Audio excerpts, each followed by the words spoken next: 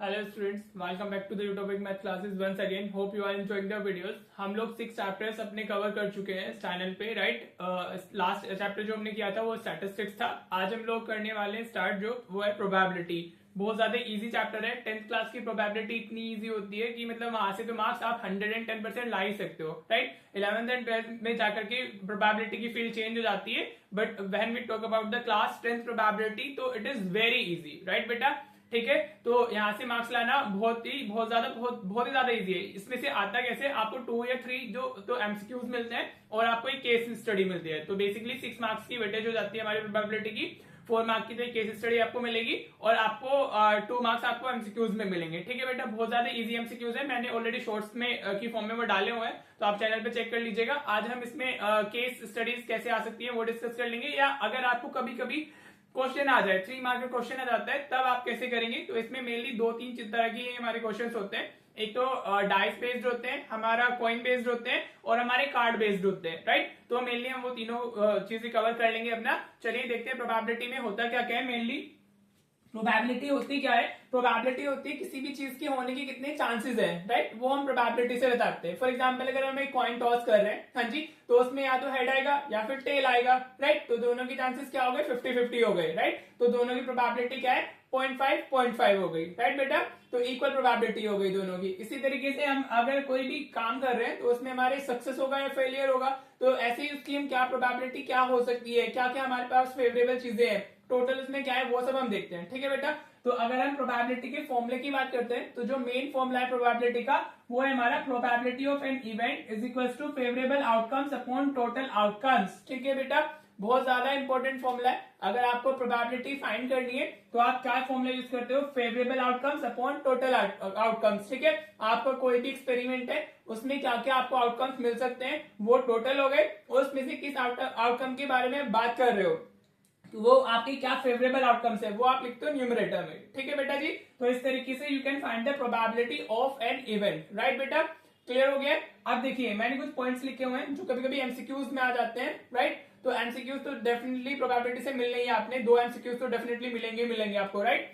तो देखिए इसमें क्या मैंने लिखा है, ये क्या है मेरा, प्रोबेबिलिटी ऑफ एन इवेंट की जो वैल्यू होती है वो ग्रेटर देन और इक्वल्स टू 0 होती है और लेस देन और इक्वल्स टू 1 होती है। मींस जो मैक्सिमम वैल्यू होती है प्रोबेबिलिटी की इट कैन बी 1 और जो मिनिमम होती है वो 0। तो प्रोबेबिलिटी ना तो 1 से बड़ी होगी और प्रोबेबिलिटी ना 0 से छोटी होगी। व्हाट इट मींस कि अगर आपको कभी किसी इवेंट की प्रोबेबिलिटी अगर आपको नेगेटिव दी है, मतलब 1.5 इस तरीके से एनी नंबर नेगेटिव, तो वो प्रोबेबिलिटी की वैल्यू हो ही नहीं सकती है, because the minimum value for the probability is 0 and maximum value for the probability is 1। तो जो भी प्रोबेबिलिटी की वैल्यूज होती है वो 0 और 1 में ही लाई करते हैं, ना वो 1 से ज्यादा जाएगी ना वो 0 से कम जाएगी। अगर क्वेश्चन ऐसे आता है विच of the following can not be the probability of the following events, ठीक है, उसमें जो आपको ऑप्शंस होंगे अगर उसमें कोई नेगेटिव नंबर है तो वो हो जाएगा, क्योंकि नेगेटिव नंबर तो कभी हो नहीं सकता है, राइट। कभी अगर मैंने बोला 3/2 तो ये भी कभी भी प्रोबेबिलिटी की वैल्यू नहीं हो सकती है। क्यों, क्योंकि 3/2 इज 1.5, तो वैल्यू 1 से ज्यादा हो ही नहीं सकती है। समझ आ रहा है बेटा।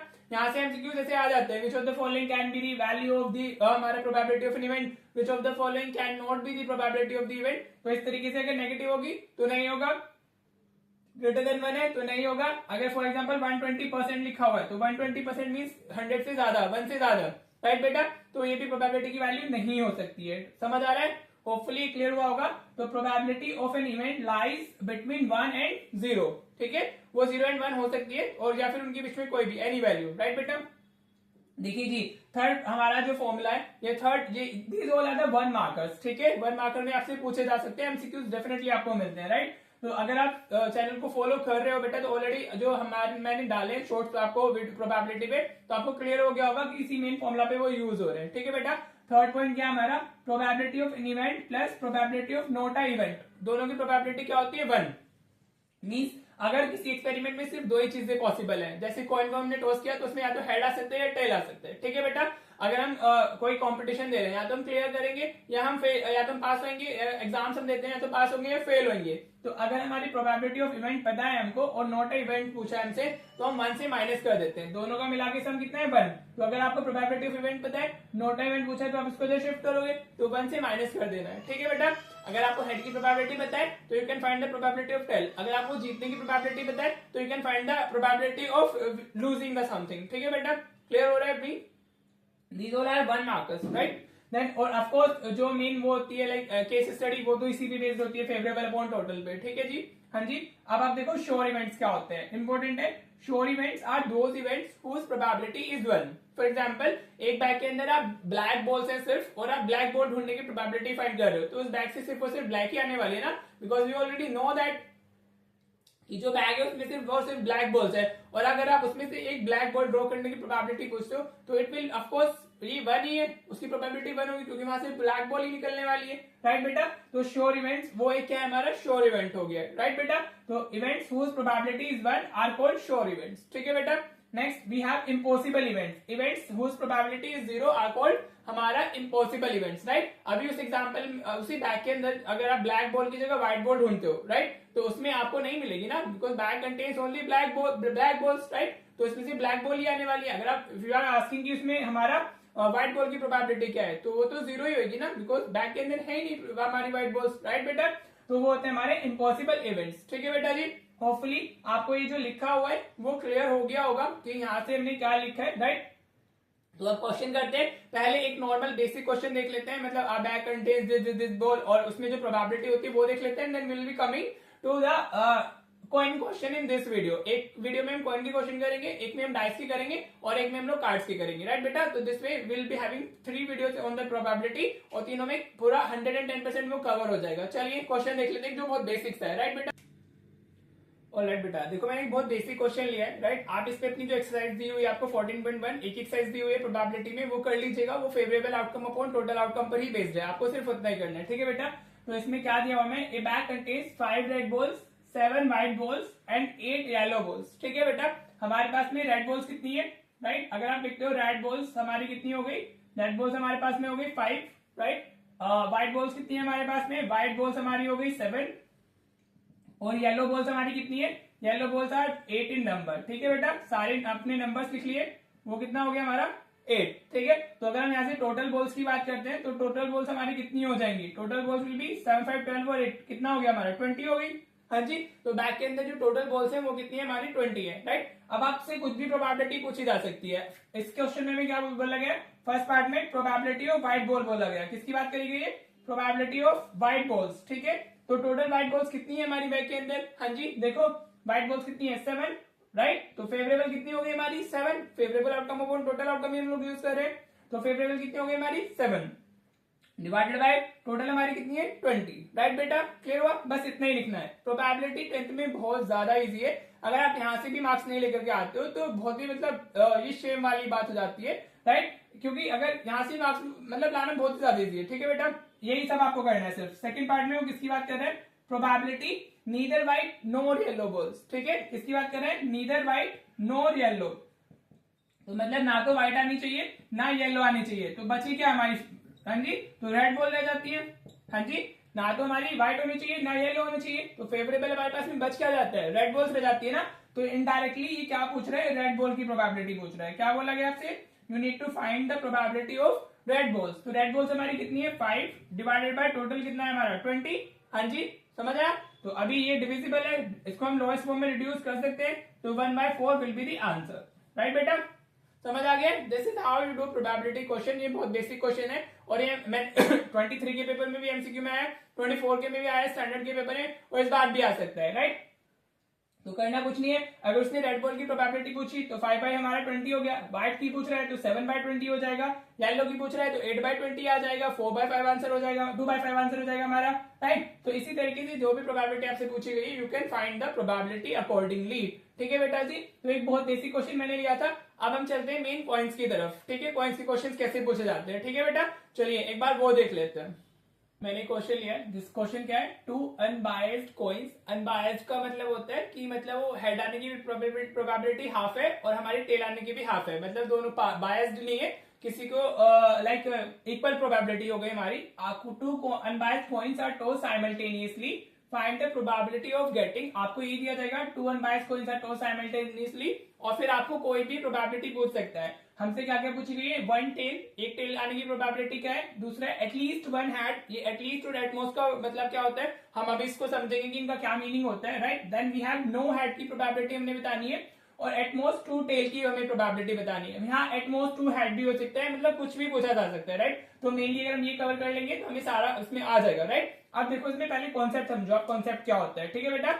If n coins are tossed together, या तो आप n coins को साथ में टॉस करें या फिर आप 1 coin को n टाइम टॉस करें, उनका मतलब सेम ही होता है, ठीक है बेटा। मींस या तो आप 3 coins को साथ में टॉस कर रहे हो या आप एक coin को 3 टाइम्स टॉस कर रहे हो, तो मतलब क्या होता है, सेम ही होता है, राइट। जैसे यहाँ पे 2 unbiased coins are tossed simultaneously, right. तो ऐसे भी ये दिया हुआ है, वो ऐसे भी दे सकता था, अ coin is tossed 2 times, ठीक है बेटा। तो मीनिंग सेम ही होता है।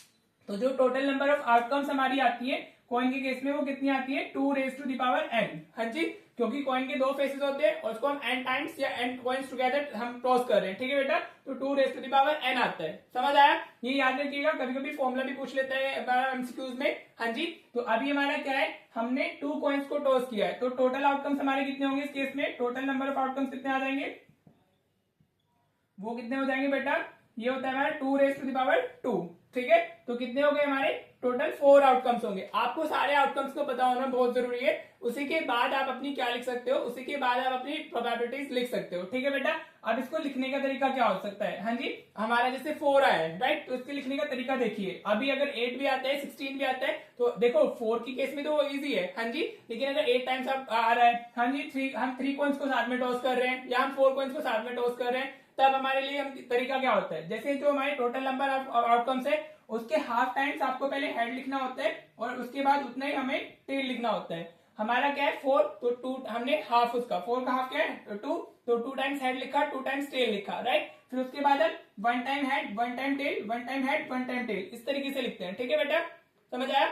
ये तो देखो 2 केसेस में तो वैसे भी हमारा मतलब 2 वाला जो केस होता है इसमें तो वैसे भी इजी ही होता है इसको लिखना, हाँ जी। अभी तक मैं 3 वाला क्वेश्चन आपको कराऊंगा तो आपको अच्छे से क्लियर आएगा। जो टोटल नंबर ऑफ आउटकम्स होती है, पहले उसके हाफ टाइम्स आपको हेड, उसका फिर टेल, फिर उसके हाफ टाइम्स हेड टेल, इस तरीके से हम जाते हैं टिल 1 हेड 1 टेल हमारा आ जाए, राइट बेटा। तो हमारी टोटल आउटकम्स हमारी कौन कौन सी हो गई, टोटल आउटकम्स हमारे पास में कौन कौन सी है बेटा, हमारे पास टोटल आउटकम्स कितने आ गए 4, और वो कौन कौन सी है हमारी, वो हो सकता है हमारा क्या, हेड हेड, बोथा मतलब दोनों कॉइन्स पे क्या आ सकता है, हमारा हेड हेड आ सकता है। फर्स्ट कॉइन पे हो सकता है हेड आया हो, दूसरे पे टेल आया हो सकता है फर्स्ट पे टेल आया हो, सेकंड पे हेड आया हो, और हो सकता है दोनों पे टेल आया हो, ठीक है बेटा जी, समझ आ रहा है आपको। होपफुली अगर टोटल आउटकम्स क्लियर हो गई है तो अब आप प्रोबेबिलिटी इजीली फाइंड कर सकते हो, ठीक है बेटा। तो फर्स्ट पार्ट में हमसे किसकी प्रोबेबिलिटी पूछी है, प्रोबेबिलिटी ऑफ 1 टेल, हाँ जी, प्रोबेबिलिटी ऑफ 1 टेल। अब आपको वो आउटकम्स देखनी है जिसमें देखो आप फॉर्मुला डालोगे फेवरेबल अपॉन टोटल, लिखने का तरीका वो होता है। मैं अभी फॉर्मुला नहीं डाल रहा हूं, मैं सिर्फ आंसर लिख रहा हूँ, ठीक है, लेकिन आपको फॉर्मुला लिखना होगा। 1 टेल में मतलब हमारा सिर्फ और सिर्फ एक टेल होना चाहिए। तो ऐसे कौन से आउटकम्स हैं, इसमें तो एक भी टेल नहीं है, एक हमारा टेल ये हो गया, इसमें एक टेल है, और इसमें क्या है, इसमें भी एक टेल है, राइट। और लेकिन इसमें क्या है, दोनों 2 टेल्स है हमारे, राइट। तो हमारे जो फेवरेबल है वो ये दोनों हुए, हाँ जी, हमारे जो फेवरेबल है वो दोनों कौन से हुए, ये दोनों हुए। तो इसमें हमारे फेवरेबल कितने हो गए 2, और टोटल हमारे कितने 4, टोटल आउटकम्स तो हमारे 4 है ना, तो 2 से गया तो इसकी प्रोबेबिलिटी क्या आ गई 1/2 आ गई, ठीक है बेटा। होपफुली फर्स्ट पार्ट क्लियर हुआ होगा।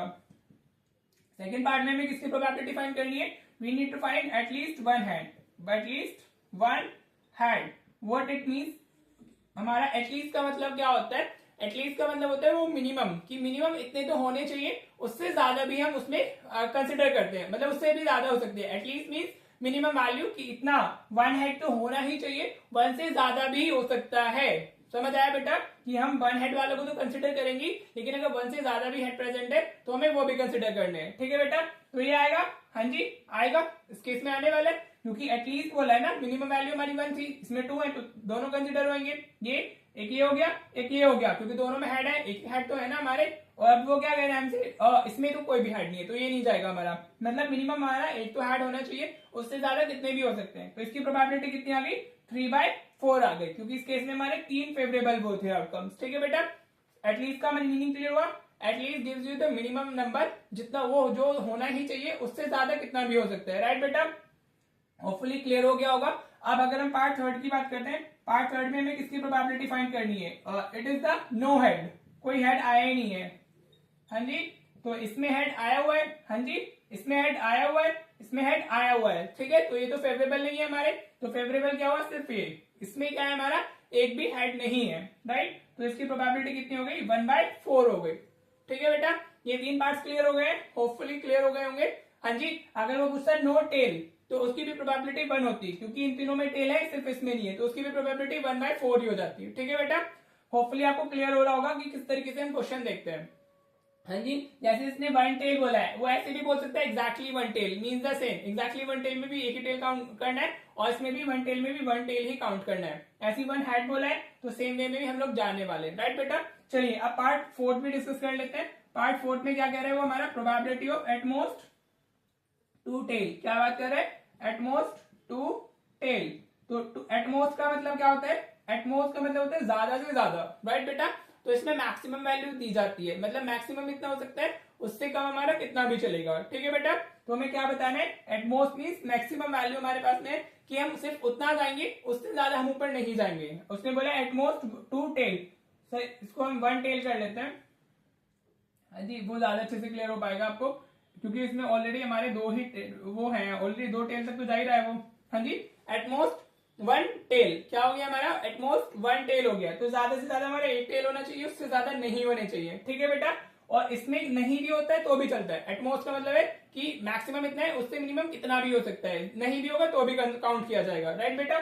तो इसमें 2 टेल है तो ये तो फेवरेबल हमारा नहीं हुआ, हमें तो सिर्फ 1 टेल तक जाना है। इसमें कितना है हमारा, 1 टेल है, तो कंसिडरेबल है हमारा, ये भी काउंट होगा, 1 टेल है और ये भी काउंट होगा। इसमें नहीं भी होता है तो भी काउंट किया जाता है। At most means maximum value, minimum कितना भी जाए उसमें, राइट। तो again the probability of this will be 3/4। ठीक है बेटा, दिस इज द क्वेश्चन जिसमें हमारा 2 अनबायस्ड वाला, अनबायस्ड कॉइन्स वाला था, या एक कॉइन को 2 टाइम आप टॉस कर रहे हो तो आपके यही आउटकम्स होने वाले हैं, राइट। जिसको ये समझ नहीं आ रहा है लिखना कैसे, वो इसको रट ले, HH HT TH TT। 2 unbiased वाला तो बहुत इजी होता है, राइट। और कॉन्सेप्ट मेन ये होता है, if n coins are tossed together और one coin tossed n times, तो टोटल नंबर ऑफ आउटकम्स हमारे ऐसे आते हैं। होपफुली ये क्वेश्चन क्लियर हो गया होगा। अब हम ले लेते हैं एक 3 कॉइन्स वाला भी ले लेते हैं, ताकि आपको क्लियर हो सके कि हमारा पैटर्न क्या है, राइट बेटा। चलो एक क्वेश्चन और देखते हैं। ऑलराइट बेटा, देखो इसमें हमें क्या दिया हुआ है, 3 अनबायस्ड। इस बार कितने दे दिए हमें, 3 अनबायस्ड कॉइन्स दे दिए गए हैं, right. 3 unbiased coins are tossed together, find the probability of getting all heads, 2 heads, 1 head, at least 2 heads। ठीक है, एटलीस्ट 1 head बोल सकता है, एटलीस्ट 1 tail बोल सकता है, कुछ भी बोला जा सकता है क्वेश्चन में आपको। तो you have to be conceptually clear, आपको कॉन्सेप्ट समझना है। ठीक है बेटा, यहाँ जिसकी भी प्रोबेबिलिटी पूछी जाएगी फिर आप अकॉर्डिंगली फाइंड कर देंगे। ठीक है बेटा, चलिए देखते हैं इसमें करना कैसे। हमें सबसे पहले हमें इसके आउटकम्स लिखने होंगे। कितने कॉइन्स हमारे, 3 कॉइन्स को हमने साथ में टॉस किया है, तो टोटल नंबर ऑफ आउटकम्स कितना आएगा हमारा, टोटल नंबर ऑफ आउटकम्स हमारे कितने हो जाएंगे, 8 हो जाएंगे। हाँ जी, 2 raised to the power 3, 2 raised to the power 3 का हमारा कितना होता है, 2 into 2 into 2, तो कितने हो गए हमारे, 8 हो गए, राइट बेटा। अभी मैंने आपको लिखने का तरीका बताया था कि अभी आप कैसे लिखते हो। अभी जो हमारे टोटल आउटकम्स होते हैं उसके हाफ टाइम्स पहले में हेड लिखना होता है और हाफ टाइम्स हमें क्या लिखना होता है, टेल लिखना होता है, राइट। तो अगर मैं इसमें लिखता हूँ 8 का हाफ कितना है, 4, तो 4 टाइम्स पहले हम क्या लिखेंगे, हेड लिखेंगे, राइट बेटा, और फिर 4 टाइम्स हम लोग टेल लिखेंगे, राइट।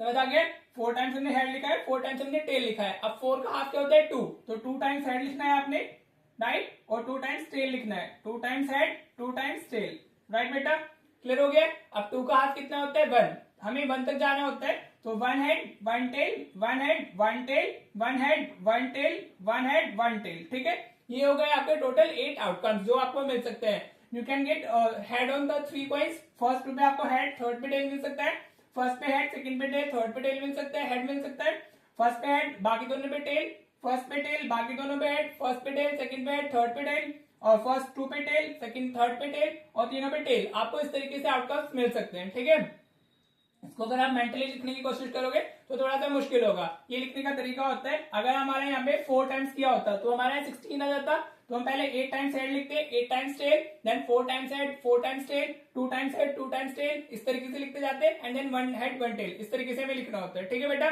तो ये हो गए हमारे टोटल आउटकम्स जो हमें चाहिए होंगे, राइट। अब हम देखते हैं फर्स्ट प्रोबेबिलिटी किसकी फाइंड करनी है हमें, ऑल हेड्स। हमें किसकी फाइंड करनी है, फर्स्ट पार्ट में ऑल हेड्स की फाइंड करनी है, तो तीनों में हेड्स आना चाहिए। तो ऐसी जो ऑब्जर्वेशन है या जो आउटकम है हमारी सिर्फ ये वाली है, इसमें तीनों में हेड आया हुआ है, तो इसकी प्रोबेबिलिटी कितनी हो जाएगी, 1, और टोटल हमारा कितना है 8, तो 1/8। आपको फॉर्मुला डालना है, favourable outcome upon total outcomes, formula डालने के बाद में वैल्यू डालनी है। ठीक है बेटा जी, चलो अब सेकंड पार्ट डिस्कस करते हैं। ये सेकंड पार्ट में क्या है हमारा, 2 हेड्स आने चाहिए, मतलब सिर्फ 2 हेड्स होने चाहिए, ना उससे ज्यादा ना उससे कम, राइट बेटा। ठीक है, वो एग्जैक्टली 2 हेड्स भी बोल सकता है, कुछ भी बोला जा सकता है आपको, ठीक है, या तो एग्जैक्टली 2 हेड्स बोले 2 हेड्स बोले, मींस द सेम। चलो अब हम इसमें देखते हैं कौन कौन से ऑब्जर्वेशन हमारे काउंट होंगे। सिर्फ 2 हेड्स होने चाहिए, तो इसके अंदर 2 हेड है, ये काउंट होगा। इसके अंदर 2 हेड्स है, ये काउंट होगा। ये नहीं होगा, एक ही हेड है, इसके अंदर 2 हेड है तो काउंट होगा, बाकी और काउंट नहीं होंगे। इसमें 1 हेड है, 1 हेड है, राइट। तो हमें 2 हेड्स की देखनी है, तो हमारे जो फेवरेबल हो जाते हैं, फेवरेबल आउटकम्स आर 3, तो हमारी जो प्रोबेबिलिटी होगी दैट विल बी 3/8। हाँ जी, समझ आ गया, होपफुली क्लियर हो रहा होगा। अब हम अगर पार्ट थर्ड की बात करते हैं, पार्ट थर्ड में वो क्या कह रहा है हमसे, हमें 1 हेड की प्रोबेबिलिटी बतानी है। किसकी बतानी है? 1 हेड के लिए बतानी है। हाँ जी, ठीक है बेटा, 1 हेड की तरह हमारा अब देखो कौन कौन से काउंट होने वाले हैं हमारे। ये नहीं होगा, ये नहीं होगा, और ये भी नहीं होगा, ये वाला होगा, इसमें 1 हेड है हमारा। ये नहीं होगा, ये होगा, 1 हेड है, ये होगा, 1 हेड है, ठीक है। 1 हेड हमें सिर्फ देखना था, तो हमारा कितने हो गए ऐसे, फेवरेबल हमारे 3 हो जाते हैं, तो 3/8 is the answer again, right बेटा। क्लियर हो रहा है आपको, होपफुली समझ आ रहा होगा। अब पार्ट फोर्थ की अगर हम बात करते हैं, तो पार्ट फोर्थ में हमें किसकी प्रोबेबिलिटी बतानी है, एटलीस्ट हमारा 2 हेड्स, मतलब मिनिमम 2 होने चाहिए, और मैक्सिमम कितने भी हो सकते हैं, कितने भी मीन्स किसमें 3 ही हो सकते हैं मैक्सिमम, तो या तो 2 हेड्स होने चाहिए या फिर 3 हेड्स होने चाहिए, ठीक है बेटा। एटलीस्ट 2 हेड बोला गया है, तो कम से कम 2 है, और उससे ज्यादा हमारा कितना भी जा सकता है, ठीक है। तो 2 हेड्स के भी हमने देखे थे, कितने थे, 3 थे, 2 हेड्स वाले 3 थे ना। अभी हमसे उससे ज्यादा कितना हो सकता है, एक ये और आ जाएगा ट्रिपल हेड वाला, तो ये हमारे 4 हो जाएंगे फेवरेबल। हाँ जी, तो प्रोबेबिलिटी क्या हो जाएगी, 4/8, so your answer will be 1/2, ठीक है बेटा। क्वेश्चन हो गया। अब कोई और भी पार्ट आप ऐड कर सकते हो, आपको अगर कोई पार्ट ऐड करना है तो यू कैन ऐड, ठीक है। अगर हम 5th पार्ट में बात करते हैं, प्रोबेबिलिटी फाइंड करनी है किसकी, एटमोस्ट 1 टेल ले लेते हैं, या एटमोस्ट 2 टेल ले लेते हैं, ठीक है बेटा। 5th पार्ट हमने क्या ले लिया, एटमोस्ट 2 टेल। अगर हमें प्रोबेबिलिटी फाइंड करनी है किसकी, एटमोस्ट 2 टेल के लिए, तो अब आप देखो कौन कौन से आपके फेवरेबल होंगे, आप बताइए मुझे। एटमोस्ट 2 टेल, अपना कमेंट कीजिए उसमें कि कौन सा आंसर होगा इसका। हाँ जी, देखो एटमोस्ट 2 टेल, 2 टेल का मतलब क्या है, एटमोस्ट ज्यादा से ज्यादा 2 टेल होंगे, उससे ज्यादा नहीं होना चाहिए, राइट बेटा। ठीक है, तो मतलब ज्यादा से ज्यादा 2 है, तो कम कितने भी हो सकते हैं, 1 भी हो सकता है, 0 भी हो सकता है, राइट। तो ये वाला काउंट होगा, ये होगा। हाँ जी, क्योंकि इसमें एक भी टेल नहीं है, तो ये काउंट होगा। समझ आ रहा है, समझ आया या नहीं। ये थोड़ा वियर्ड लग सकता है कि उसमें टेल तो होना चाहिए ना, लेकिन एटमोस्ट बोला है, तो वो मैक्सिमम लिमिट है, उतने होने चाहिए, उससे कम कितने भी चलेंगे। तो इसमें एक टेल है, होगा ये भी इसमें टेल है, इसमें 2 टेल है, हो सकता है ये भी होएगा, ये भी होएगा, ये भी होएगा, ये नहीं होएगा सिर्फ क्योंकि इसमें 3 टेल आ गए, तो वो हमें इंक्लूड नहीं करना है। तो द प्रोबेबिलिटी विल बी 7/8। इस तरीके से आपको कोई भी पार्ट दिया जा सकता है बेटा। होपफुली आपको ये क्लियर हो गया होगा। मेनली 2, 3 अनबायस्ड या 2 अनबायस्ड कौन से आते हैं, अगर 4 से भी आते हैं तो कॉन्सेप्ट विल बी सेम। 4 में अगर हमें नंबर ऑफ आउटकम्स लिखने होंगे, अगर 4 पॉइंट्स का आता है तो मैं आपको नंबर ऑफ आउटकम्स लिख के दिखा देता हूँ क्वेश्चन में, फिर अकॉर्डिंगली जो भी आएगा वो कर लेंगे। 4 पॉइंट्स में हमारे टोटल 16 आउटकम्स होंगे, तो आपको लिखना कैसे, आप पहले 8 टाइम्स हेड लिखोगे, हाँ जी, और 8 टाइम्स आपको टेल लिखना है, ठीक है बेटा, right. 8 times head, 8 times tail, फिर आप 4 टाइम्स हेड, 4 टाइम्स टेल डालोगे, 4 टाइम्स हेड आ जाएगा आपका, 4 टाइम्स टेल आएगा, फिर वापस 4 टाइम्स हेड, 4 टाइम्स टेल हमारा, हाँ जी, और फिर 2 टाइम्स हेड, 2 टाइम्स टेल, इस तरीके से आप लिख लेंगे, 2 times head, 2 times tail, 2 times head, 2 times tail, ऐसे आपका जाएगा 2 टाइम्स हेड, 2 टाइम्स टेल, इस तरीके से आप लिख लेंगे अपना पूरा, तो आपका फाइनल ये आपका आउटकम्स आ जाएंगे, राइट बेटा। देन हेड टेल, इस तरीके से आप लिखोगे, तो आपके जो टोटल 16 है, वैसे आता नहीं है, जो हमारा ये होता है 4, हमारा 4 वाला नहीं आता है 4 पॉइंट्स का, लेकिन अगर आता है तो ये आपके आउटकम्स है। अब इसमें जो भी प्रोबेबिलिटी पूछी जाएगी आप अकॉर्डिंगली फाइंड कर सकते हैं, ठीक है बेटा। तो होपफुली आपको कौन से कैसे क्वेश्चन करने हैं वो आपको क्लियर हो गया होगा। How you will be writing the हमारा आउटकम्स, वो आपको आनी चाहिए। ये this is very important to write the outcomes, क्योंकि उसी से आपको सारे आंसर्स मिलने वाले हैं। आंसर्स में कुछ भी दे सकता है, आपके पास अगर आउटकम्स है तो you will be able to write the answer, ठीक है। फॉर्मूला कुछ नहीं है, सिर्फ फेवरेबल अपॉन टोटल, इतना आपने देखना है। तो आप अकॉर्डिंगली देख लीजिएगा, अगर कोई डाउट रहता है तो फिर भी आप कमेंट कर दीजिएगा, वी विल डिस्कस। हाँ जी, तो this is our first probability video. अब हम नेक्स्ट वीडियो में हम डाइस वाले क्वेश्चंस डिस्कस करते हैं। चलिए बेटा, मिलते हैं नेक्स्ट वीडियो में। Thank you so much for watching the video.